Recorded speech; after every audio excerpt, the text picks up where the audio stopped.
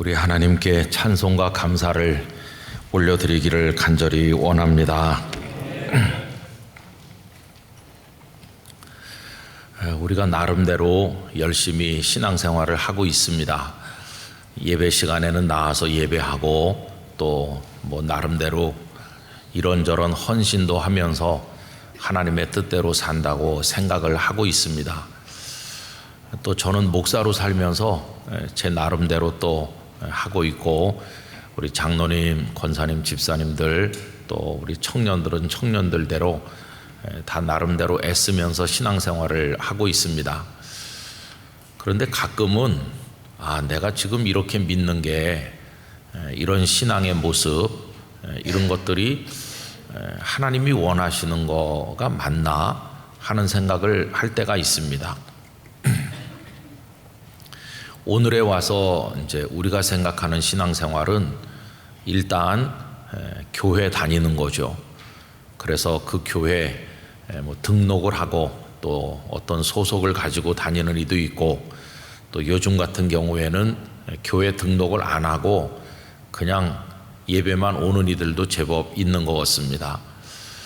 갈수록 개인주의화되면서 사람들이 익명성을 추구하기 때문에 자신의 어떤 삶이 노출되는 것을 좀 불편하게 여기는 사람들이 점점 많아지면서 그냥 혼자서 조용히 신앙생활 하겠다, 다른 사람들이랑 연결되지 않고 하겠다, 이런 사람들이 늘어나고 있습니다.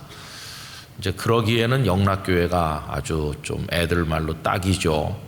왜 그러냐 하면은 한 번은 일부에 왔다가, 한 번은 오부에 왔다가, 한 번은 사부에 왔다가, 그러면 아무도 나를 알기가 어렵겠다 생각할 수도 있고, 한 번은 남쪽 날개, 한 번은 북쪽 날개 이렇게 앉으면은 한 20년 다녀도 그런 사람이 영락교회에 있는지 아무도 모르죠.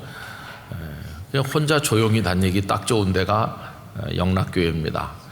거기다가 저 기둥도 있고 하니까 기둥 뒤에 숨으면 목사가 아무리 봐도 보이지도 않고, 근데 하여튼 어떤 형태로 다니든지 교회에 가서 예배를 드린다. 그런데 이제 코로나라고 하는 경험해보지 못한 일이 지난 다음에는 영상으로 예배하는 사람들이 또 많아져 가지고, 그거를 과연 온전한 예배라고 할 수 있느냐를 두고 치열한 논쟁들이 벌어지고 있는데, 문제도 상당히 많고 그러면서도 긍정적인 면이 전혀 없는 것은 아닌데, 과학의 도움을 받아서 병상에 계시거나 도저히 예배당에 올 수 없는 직업 현장에서 일하시는 분들은 또 영상을 통해서 말씀도 듣고 기도할 수 있으니까 또 그 나름대로 전혀 없는 것보다는 도움이 되기도 합니다. 또 그런 매체가 있기 때문에 우리가 아침마다 오이코스 영상도 보고 말씀 산책도 나누고 이렇게 할 수 있는 것이죠. 어쨌든 요즘식의 신앙생활은 일단 이제 교회에 가서 예배를 드린다, 이제 그게 기본이 되어 있습니다. 그러면서 이제 조금 열심히 하는 분들은 이런 제도권 교회 혹은 조직화된 교회에 소속이 돼서 거기서 어떤 일정 영역에서 역할을 하시는 거죠. 재직이 되신다든지, 그래서 어떤 부서에서 봉사하기도 하고, 또 어떤 예배 안내위원이나 이런 일들을 감당하시기도 하고, 또 경제적으로는 하나님께서 내게 주신 그 모든 것 다 하나님의 것이다 고백하면서 또 일정 부분을 떼서 11조 예물도 드리고, 또 감사헌금도 하고, 어려운 사람도 돕고, 또 복음을 위해서 선교 헌금도 바치고, 또 내가 소속된 교회 공동체에 어떤 큰 일이 있을 때, 요즘 우리 80주년을 위해서 헌금하기도 하는데 그럴 때는 또 특별 헌금을 하기도 하고, 이런 게 다 우리 나름대로 다 모아져 가지고 나 신앙생활 하는 사람입니다, 나 그리스도인입니다, 이렇게 하고 있지 않습니까? 근데 가끔은 이제 아까 말씀드린 것처럼 이렇게 하는 게 하나님이 원하시는 신앙생활이 맞는가 하는 생각이 들 때도 있다는 겁니다. 왜 그러냐 하면요, 요 사도행전이나 이런 데 말씀을 이렇게 읽다 보면은 이분들이 신앙생활했던 어떤 모습하고 오늘 우리가 신앙생활이라고 생각하는 거하고는 상당한 이렇게 거리가 있는 것 같이 느껴질 때가 있기 때문이죠. 여러분, 어떤 면에서 신앙생활은 옛날 이때는 성경 시대는 굉장히 비밀스러운 어떤 공작을 하는 것 같은 느낌이 들 때도 있습니다. 우선 우리가 이제 그 다메섹으로 가던 사울이 예수님을 만나서 거꾸러지고 앞을 볼 수 없게 되고, 그리고 이제 오늘 본문에서 읽은 것처럼 그가 다메섹에 이끌려 들어가서 있는 동안에 다메섹에 있는 예수님의 제자 아나니아에게 주께서 말씀하셔서 직가라는 거리에 가서 유다라는 사람의 집에 있는 사울을 찾아서 그에게 기도해 줘라, 이렇게 하시는 거 아닙니까? 근데 이 모든 게 무슨 비밀 공작 같아요. 사실 사울이 사람들과 함께 다메섹에 있는 예수 믿는 사람들을 잡으러 갈 때만 해도 어떤 일이 벌어질지 아무도 몰랐습니다. 그건 주님만 아시는 거예요.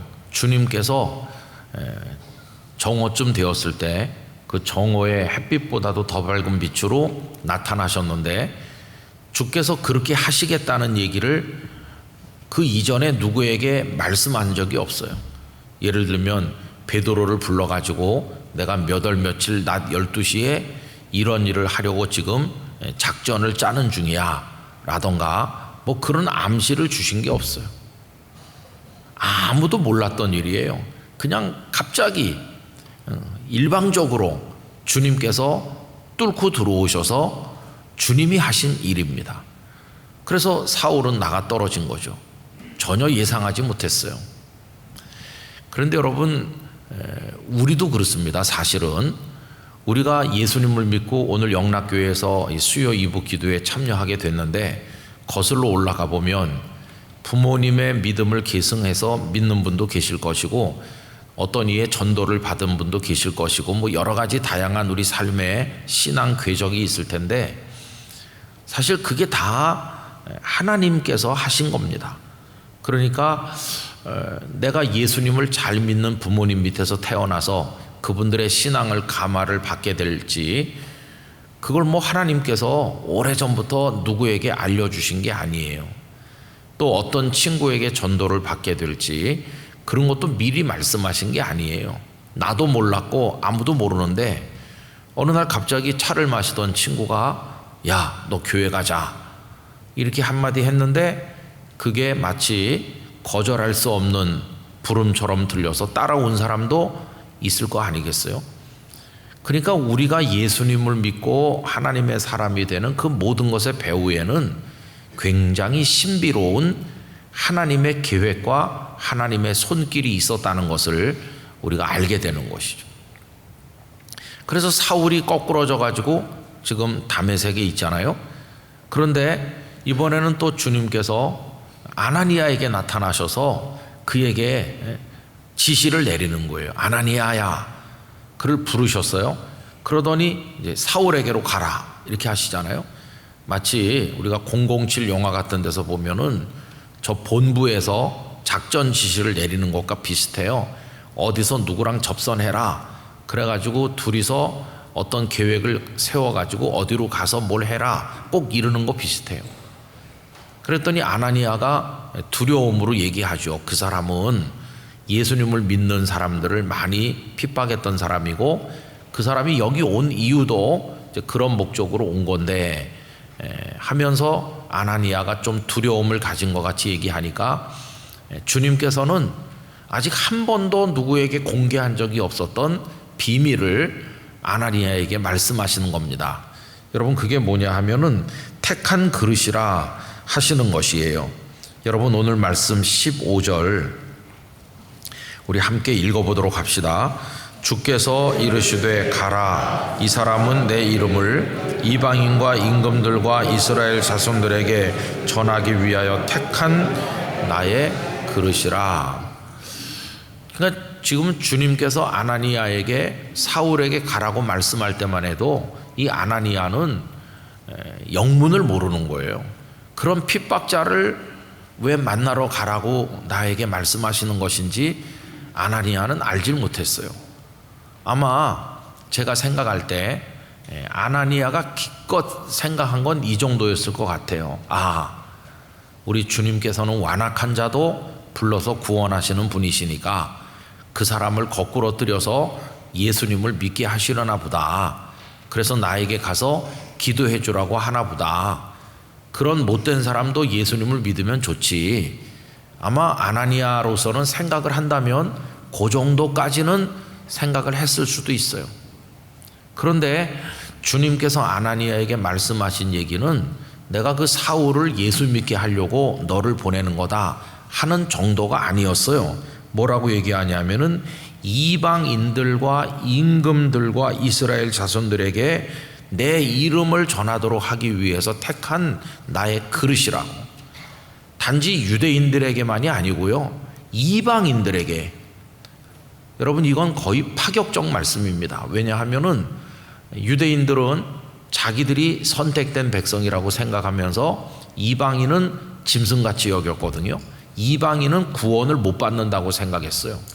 그런데 지금 주님께서는 아나니아에게 이 복음이, 예수님의 이름이 이방인들에게까지 퍼져나갈 거라고. 이거 정말 깜짝 놀랄 만한 이야기죠.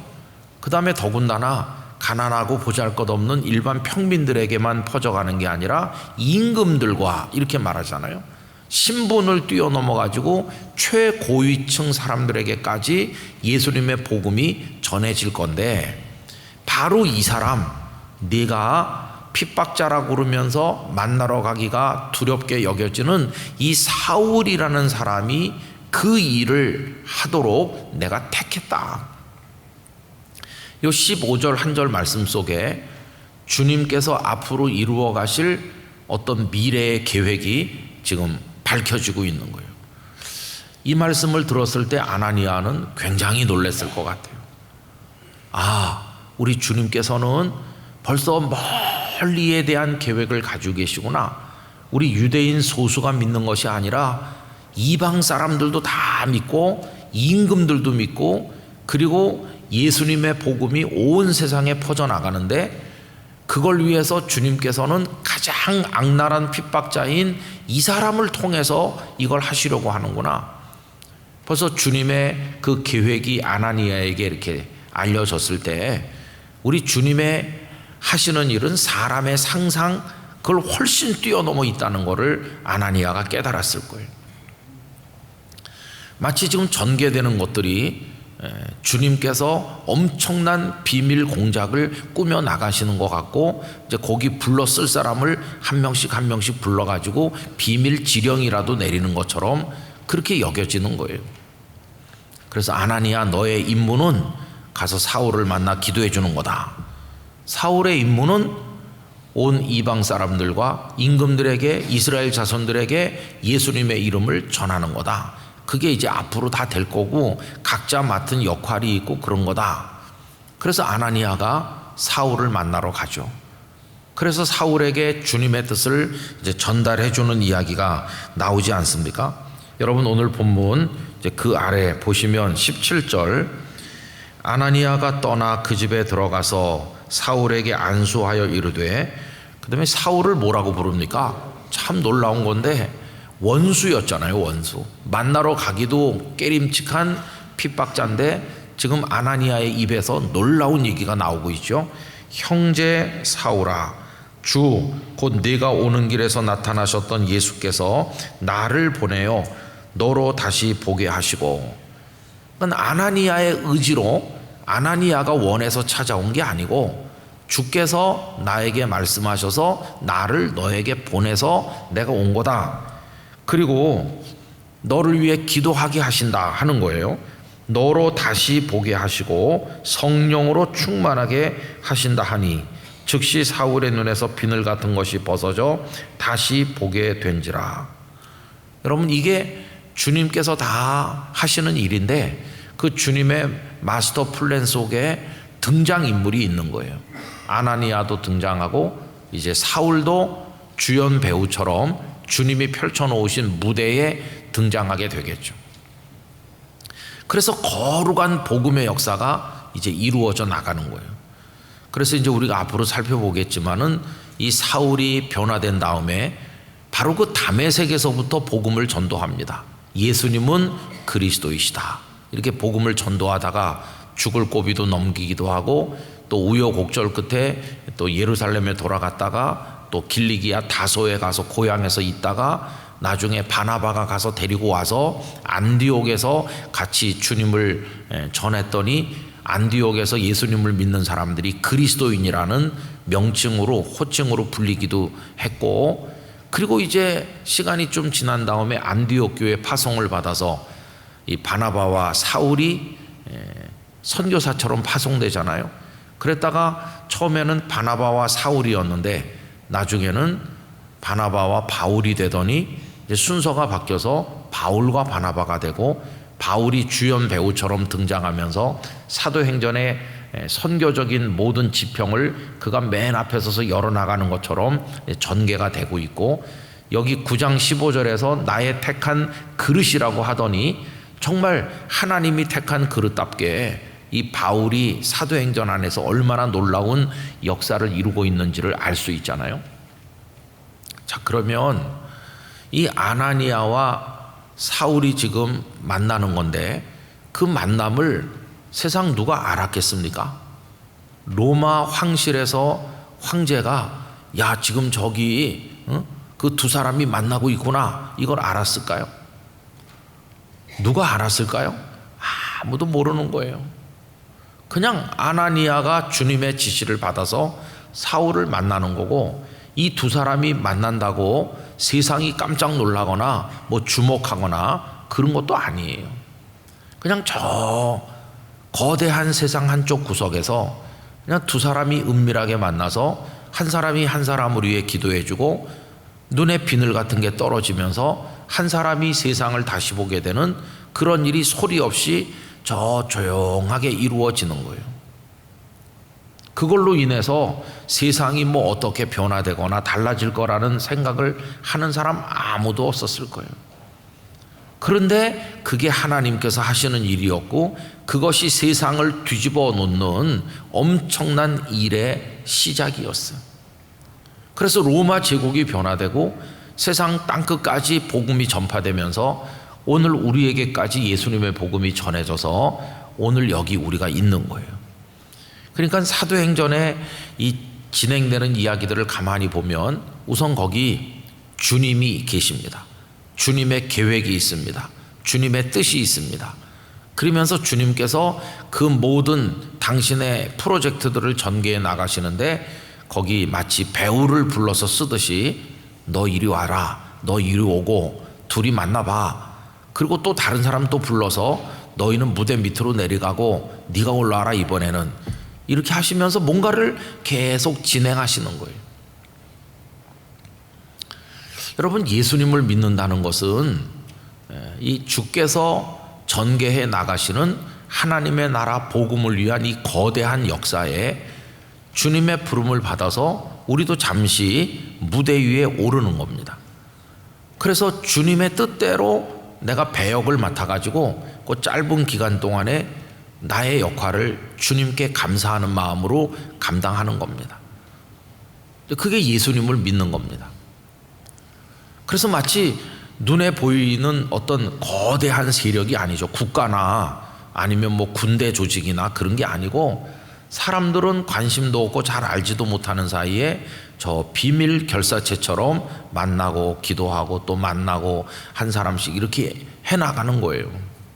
그러면서 온 세상에 소리 없는 사랑의 혁명, 복음의 혁명이 일어나면서 사람이 변하고 하나님의 역사가 나타나고 가정이 변하고 땅의 가치관과 욕망으로 살던 사람이 영원한 생명의 가치를 따라서 하나님 나라를 향해 나가게 되는 그런 일들이 쭉 이루어져 가고 있는 것입니다. 우리도 이제 그 놀라운 은혜를 받아서 예수님을 믿게 됐고 오늘 이 자리에 있는 겁니다. 그런데 제가 아까 요즘에 우리가 신앙생활하는 이런 패턴이 하나님이 원하시는 신앙과 닮은 것인지 가까운 것인지 좀 생각해 보게 된다는 말씀을 드린 이유가 뭐냐 하면요, 오늘 우리의 신앙생활의 모습 속에는 이런 비밀스러운 주님의 뜻과 또 만남과 거기서 뭔가 이루어져가는 일들이 잘 일어나지 않는다는 것이 오늘 우리들의 신앙 패턴 속에서.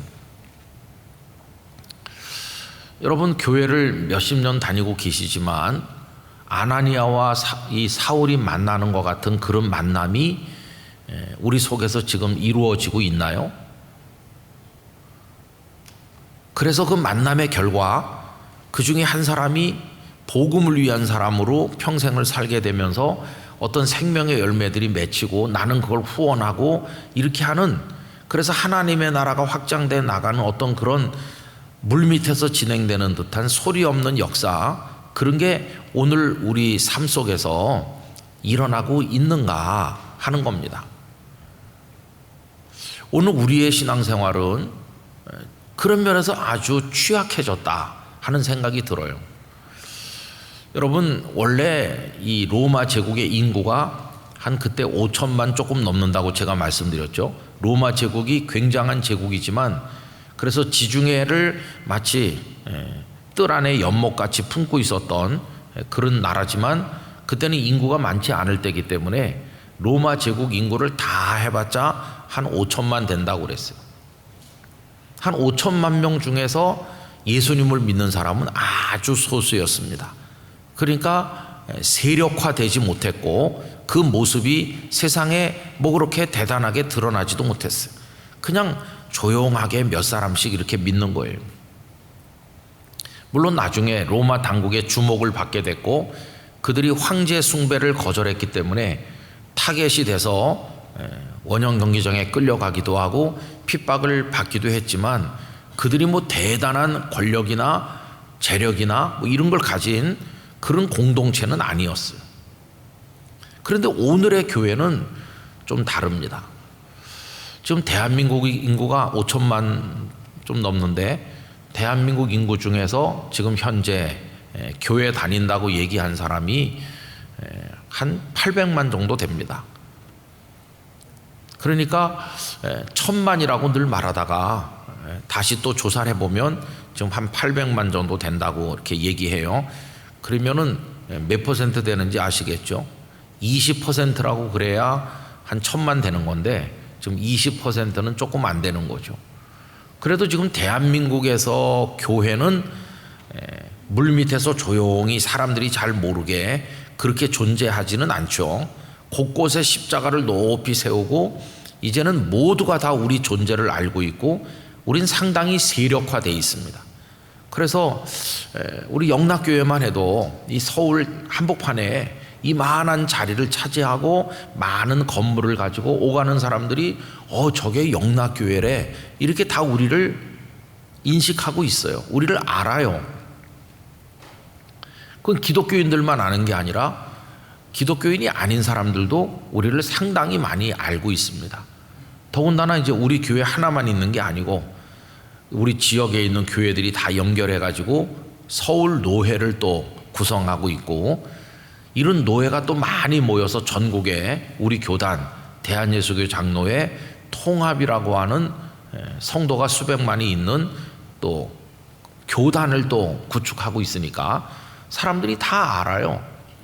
그런 교단들이 또 모여가지고 한교총이라는 조직을 만들어 갖고 있잖아요. 오늘 오전에도 사학복 관련해서 성명서 발표하는데 우리 성도님들이 와주셔서 감사하게 생각합니다. 거기 보면 뭐 감리교, 순복음교회, 성결교 뭐 다 이렇게 모여가지고 그게 이미 세력화돼 있어요. 근데 초기 교회는 그렇게 존재감을 드러내면서 세력화돼 있는 공동체가 아니었어요. 그냥 아나니아라는 전혀 알려지지 않았던 한 사람과 사울이 이렇게 유다라는 사람의 집에서 은밀하게 만나는 것처럼 원래 처음에 교회는 그런 거였어요. 세상에 대해서 나팔을 분 것도 아니에요. 자, 우리는 교회라고 부릅니다. 우리는 이런 프로그램을 가지고 있습니다.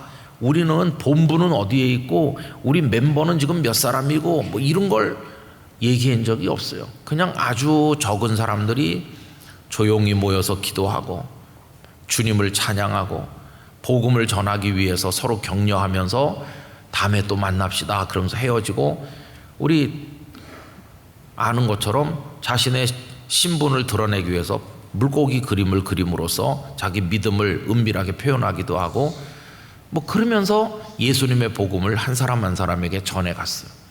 근데 요즘에 우리는 조직화되어 있고 세력화되어 있어요. 이게 조직화되고 세력화되면서 이렇게 물 밑에 있는 게 아니라 물 위로 나와 있기 때문에 우리는 힘으로 인식되고 있습니다. 힘. 그러니까 기독교인들이 제법 숫자가 많으니까 선거 때가 되면 후보들이 교회를 찾아오는 이유도 우리를 힘으로 인식하는 겁니다. 저 교회가 그래도 교인이 많대, 거기 투표하는 사람이 많아, 그게 힘으로 여겨지니까 교회 와서 교회 다니는 사람이든 안 다니는 사람이든 지지해달라고 인사도 하고, 우리는 상당히 세력화된 그런 존재로 보이죠. 근데 여러분, 세력화되고 우리 존재를 세상에 과시하게 되면서 눈에 띄게 없어진 게 뭐냐 하면 아나니아와 사울이 만나는 것과 같은 그런 비밀스러운 만남이 이제 없어진 거예요. 제가 비밀스럽다고 표현을 해서 좀 이상하지만 다르게 표현을 해보면 주님의 뜻을 받들어서 복음을 위해서 만나는 만남이 많이 줄어들고 있다는 거예요. 주님의 뜻에 순종해서 복음을 위해서 만나면 그 결과가 뭘로 나타나느냐 하면은 사람이 변화되는 것도 스스로 나타나고, 복음이 선포되는 걸로 나타나고, 불쌍한 사람이 사랑을 받는 열매를 맺는 것으로 나타나서 주님이 원하시던 믿음이 확장돼 나가는 그런 열매를 맺는 거예요. 그런데 세력화되고 조직화돼서 모이면 그런 열매들이 잘 안 나타납니다. 이제 며칠 있으면 우리 교단도 가을이 됐기 때문에 저 경상남도 창원에 있는 어느 교회에서 교단 총회가 열립니다. 그러면 각 교회 목사님, 장로님 중에서 선택된 사람들이 이제 노회 대표로 내려가서 3일 동안 총회 참석하죠. 그 정수가 1,500명이에요. 목사님 750명, 장로님 750명이 모이는데, 거기서 이렇게 모여가지고 막 대단한 개회 예배를 드리고 뭐 그냥 뭐 이렇게 뭐 할 때, 그 3일 동안 회의가 끝나고 나면 누가 변화돼서 새 사람이 되거나 아니면 복음이 이렇게 확장돼 나가거나 불쌍한 사람을 돕는 사랑의 열매가 열리거나 뭐 그런 일들이 일어나나, 그런 일들이 거의 일어나지 않아요. 그냥 회의를 할 뿐이에요, 회의. 그래서 여러분, 제가 우리 영락교회 목사로 지내면서 우리가 가장 두려워해야 될 건 이겁니다. 우리는 일주일에 여러 번 모이잖아요. 일주일에 여러 번 모이고 머리를 맞대고 회의도 하고 커피도 마시고 뭐 바쁘게, 그냥 굉장히 바쁘게 돌아가는데 우리들의 그 만남 속에 주님의 뜻을 받들어서 이 아나니아가 왔고, 주님의 뜻을 받들어서 사울이 복음 증거자가 됐고, 그래서 복음의 열매가 맺히는 것과 같은 그런 생명의 열매들이 우리의 만남을 통해서는 얼마나 이루어지고 있는 것일까, 그런 생각을 해보는 거예요. 만약에 우리가 이렇게 열심히 모여서 하는데 아무리 모여도 누가 구원받는 일도 일어나지 않고, 누가 하나님의 명령에 순종하는 일도 없고, 그래서 누가 변화되거나 뭐 이렇게 복음이 전파되는 일도 없고, 그냥 우리 프로그램과 우리 계획에 따라서 뭔가 일이나 하고 있는 거라면, 이렇게 신앙생활하는 게 주님이 원하는 신앙하고 정말 얼마나 가까운 것일까 하는 생각이 든다는 거예요. 저는 그래서 우리 영락교회 성도들이 이렇게 제도화되고 조직화된 영락교회라는 교회에 소속돼 계시지만, 여러분들이 주님의 뜻을 받드는 오늘의 아나니아, 오늘의 사울이 되시기를 바라는 겁니다. 그게 살아있는 신앙이에요. 그게 살아있는 신앙. 그럼 아나니아는 어떤 사람일까요? 아나니아에 대한 정보가 거의 없어요. 아나니아에 대한 정보는 아주 제한되어 있는데, 오늘 본문에서는 다메섹에 있는 아나니아라고 하는 제자가 있었다, 그냥 그 정도 나와요. 그죠? 오늘 말씀 12절에 보시면 뭐라고 되어 있습니까? 사도행전 22장 12절에 보면 정보가 이렇게 나와요. 율법에 따라 경건한 사람으로 거기 사는 모두 유대인들에게 칭찬을 듣는 아나니아라 하느니, 이렇게 나와요. 그러니까 아나니아는 율법을 따라 경건한 사람이었다. 그러니까 아나니아는 본래는 예수님을 믿던 사람이 아니에요. 하나님의 율법, 구약적 율법에 따라서 철저하게 율법을 지키면서 살던 사람이었는데, 그래서 주변 사람들이 저 아나니아는 진짜 유대인이다, 율법에 철저한 사람이야, 그 생활이 깨끗해, 그랬던 사람인데 어느 날 복음을 믿게 된 거죠. 그래서 이제 오늘 본문에서는 그를 제자라고 부른 거예요. 그래서 주님이 그를 부르시잖아요. 아나니아야, 이렇게 하면서.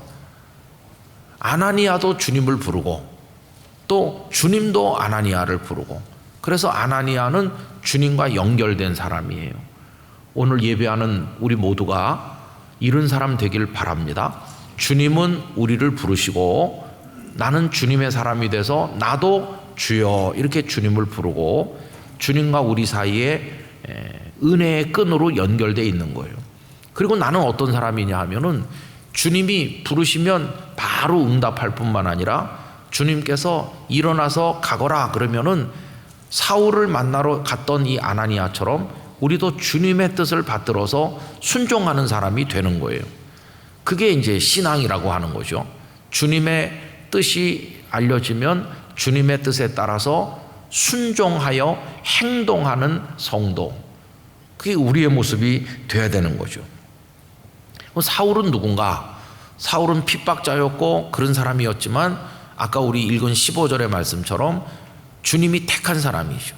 아나니아도 주님이 택하셨기 때문에 주님의 제자가 된 거고, 이 사울도 주님이 택하신 사람이죠.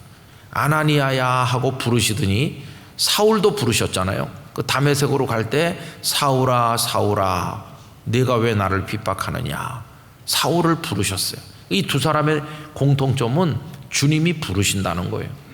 그리고 이 두 사람은 나중에 다 주님께 응답하는 사람이 된 거예요. 주님의 부르심을 받고 주님께 응답하는 사람들끼리 만난 거예요. 성도와 성도가 만나는 게 이와 같은 것이죠. 그래서 만남의 결과가 뭡니까? 이제 아나니아가 사울에게 당신은 주께서 이러이러한 사람으로 쓰시려고 불렀다라고 알려주는 거죠. 여러분 오늘 말씀 어디를 보시느냐 하면은 17절 말씀 아까 읽었는데요. 17절을 다시 한번 봅시다.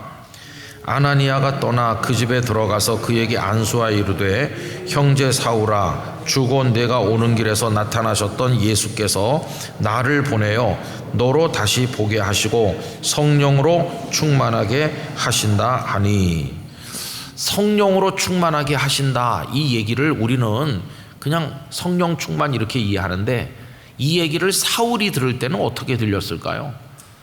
성령님은 주님의 영이신데 주님의 영이 너에게 충만하게 임한다는 것은 너 이제 꼼짝 못해, 너 그분께 사로잡혔어, 그분이 너를 100% 점령해 갖고 네 안에 충만하게 임하셔서 이제 너는 그분의 것이야. 그분이 너를 이끌고 다니실 거고 그분이 너를 쓰실 거고 그분이 명하시는 대로 너는 할 수밖에 없는 사람이 된 거야. 이제 네 인생은 달라졌어, 그런 얘기죠. 근데 그 얘기를 하기 전에 아나니아가 사울에게 뭐라고 말해요? 형제라고 말해요.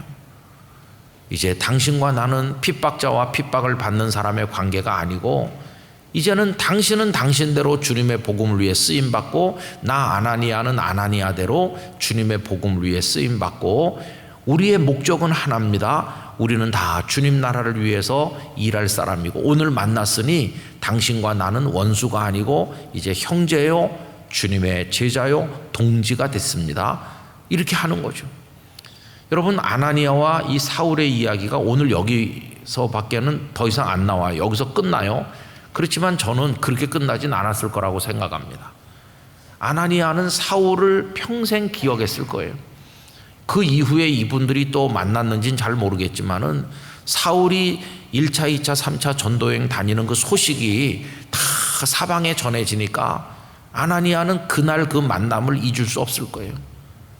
그때 그 사람 가서 기도해주고 눈에서 비늘 같은 게 떨어지면서 이렇게 됐는데 하나님께서 그 한 사람을 변화시키는데 나를 쓰셨구나. 그런데 그 사람이 그렇게 생명을 내놓고 하고 있다고 하니 나도 부끄럽지 않도록 열심히 복음을 위해 살아야 되겠구나. 아나니아는 아나니아대로 영적 도전을 받았을 거예요. 그러면서 복음이 쭉 이렇게 퍼져나간 것을 볼 수 있는 거죠. 여러분, 그리스도인은 어떤 사람일까요? 그렇게 사는 사람이 그리스도인입니다. 단지 어느 교회 다니는 사람이 그리스도인인 게 아니라 주님의 부르심을 받는 사람, 주님의 부르심에 응답하는 사람, 주님이 보내시는 대로 가는 사람, 주님이 하라고 명하시는 일을 하는 사람. 그래서 누굴 만나라고 하면 만나고 뭘 하라고 하면 즉시 순종하는 사람. 그래서 뭔가 복음의 역사가 이루어지도록 살아가는 사람, 그런 사람이 그리스도인입니다. 오늘 현대 교회가 힘을 잃어버린 가장 큰 이유는 그런 요소가 다 사라졌다는 거예요. 지금은 그냥 교회 와요. 교회 와서 맡은 일을 해요. 그리고 또 10년, 20년, 30년째 내가 어느 교회에 소속돼 있다, 이렇게 열심히 다니긴 다녀요. 그런데 주님이 원하는 그런 열매가 없는 거예요. 복음의 열매도 없고 삶의 변화도 없고 새 사람이 되는 것도 없고 부지런히 매주 만나는데 그냥 끝나는 거예요. 만남으로 끝나요. 주일날 저는 여기서 5번 그냥 설교하느라고 외출을 못해요. 근데 우리 성도들은 한 번 예배 드리시고 요 주변에 커피숍을 점령하신다는 얘기를 들어서 우리 부목사님들이 목사님이 근처 어디에 성도들이 꽉 차 계십니다, 그렇게 얘기하는데 이해가 돼요. 그죠? 그래가지고 거기서 예배 드리시고 식사도 하시고 어느 커피숍에서 매주 만나는 분과 또 만나셔서 거기서 또 지난주에 마셨던 또 라떼를 또 드시고 그리고 자리를 털고 야 이제는 가자 그러면서 일어나 가면은 거기서 무슨 주님이 원하는 복음의 열매가 맺혔나요? 그래서 내게 변화가 일어났나요? 또 그 주간에 뭔가 누구에게 복음이 전해졌나요? 그래서 하나님의 역사가 나타났나요? 그런 게 안 된다는 거예요. 우리는 매주 만나는데 그냥 뭐 파마 어디서 했어? 그냥 그러고 이게 우리가 교회를 다니긴 다니는데 예배도 드리고 다 하는데 열심히 봉사도 하는데 우리의 신앙의 그런 것들이 주님이 원하는 만남과 그런 신앙, 그런 기도하고는 조금 이렇게 거리가 있잖아요. 제가 뭘 말씀하는지 대강 아시겠어요? 그 본질이라고 하는 거가 중요한 겁니다. 본질. 우리 그리스도인의 삶, 거기 임하는 주님의 명령, 그래서 우리가 행동하고 만나는 모든 것 속에서는 이런 복음의 열매들이 있어야 되는 건데 그게 지금 한국 교회 안에서는 많이 사라졌어요.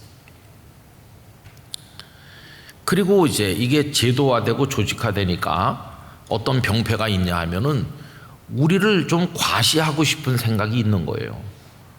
우리가 아무 존재감이 없고 숫자가 몇 명 안 될 때는 세상도 우리를 그냥 이렇게 비웃고 지나갔어요. 아유 저것들 그냥 이렇게 했어요. 우리를 별로 뭐 이렇게 주목해서 보지도 않았어요.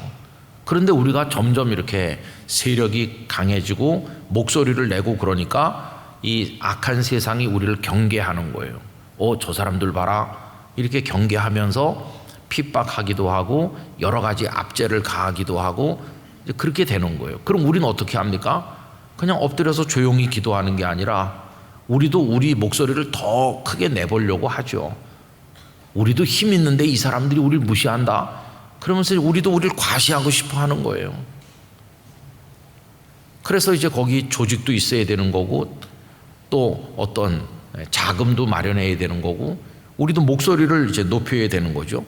근데 그 패턴이 그렇게 목소리를 내고 좀 힘을 키우고 우리도 존재감을 과시하고 싶은 그 방식이 세상 사람들이 존재감을 과시하고 하는 거랑 똑같이 닮았어요. 우리 교회가 우리의 존재를 드러내려고 할 때 그 방식이 세상 사람들이 자기들 존재를 드러내려고 할 때 하는 방식과 똑같아요. 그래서 세속적 방식으로 우리를 과시하는 거예요. 그래서 한동안 한국교회는 뭐 지금도 다르진 않지만은 예배당을 엄청 크게 지어서 과시하려고 해요.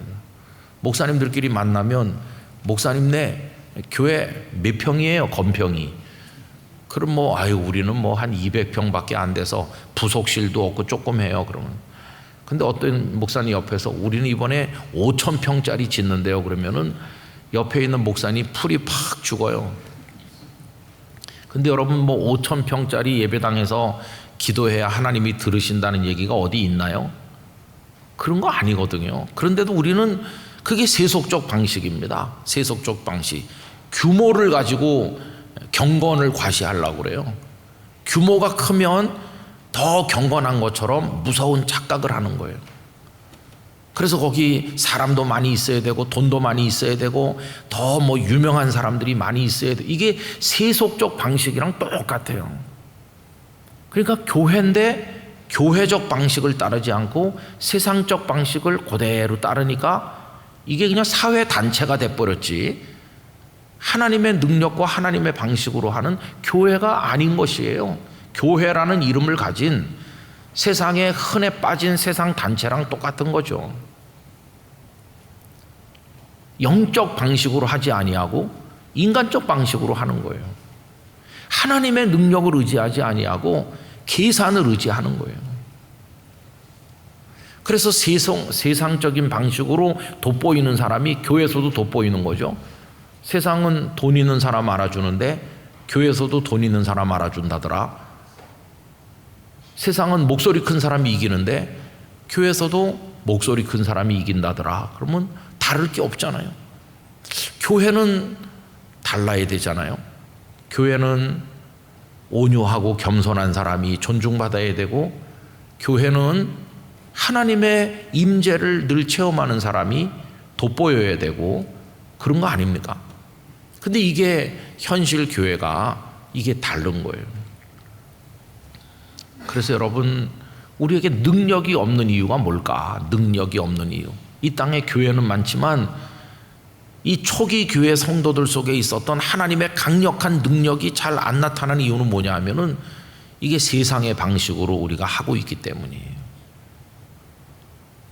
그래서 많은 교회들이 목사님을 모실 때도 하나님의 영이 머무르는 목사님, 진리의 말씀을 사랑하는 목사님, 말씀대로 살려고 눈물을 흘려 기도하는 목사님, 이런 목사님을 귀하게 여겨야 되는데 그냥 스펙이 좋은 목사님, 잘생긴 사람, 키 큰 사람, 키 작다고 교회에서 인정 못 받는 목사님도 봤거든요. 키 작다고. 참 웃기는 세상이에요. 예수님이 키가 몇 센치였는지 궁금해요. 그래서 저는 우리 영락교회가 그런 허위의식에 속지 않았으면 좋겠습니다.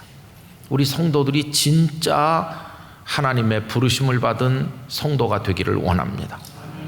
그래서 저는 오늘 이 다메섹에서, 그때 다메섹 인구가 몇 명이나 되는지 모르지만은 주님의 은밀한 지시를 받은 아나니아가 조용히 가서 사울을 만나가지고 첫 대면을 하면서 형제여 이렇게 부르면서 끌어안고 축복기도 하면서 주께서 나를 보내셨습니다라고 하면서 눈에서 비늘 같은 게 떨어지고 사울이 눈앞에 있는 생전 처음 보는 사람, 난생 처음 보는 아나니아의 얼굴을 보면서 그 눈에 눈물이 흐르면서 나 같은 사람을 주님이 부르셔서 당신과 내가 형제가 되고 나를 이렇게 이방인 임금들에게까지 말씀을 전할 사도로 부르셨다고 하니 감격합니다. 그러면서 두 사람이 같이 밥을 먹고 거기서 세례를 받았잖아요. 아나니아가 사울에게 세례를 주고, 그리고 한 사람이 새롭게 태어나서 기독교 역사를 뒤바꾸는 그런 어마어마한 복음의 증인이 되는 역사가 여기 지금 일어났잖아요.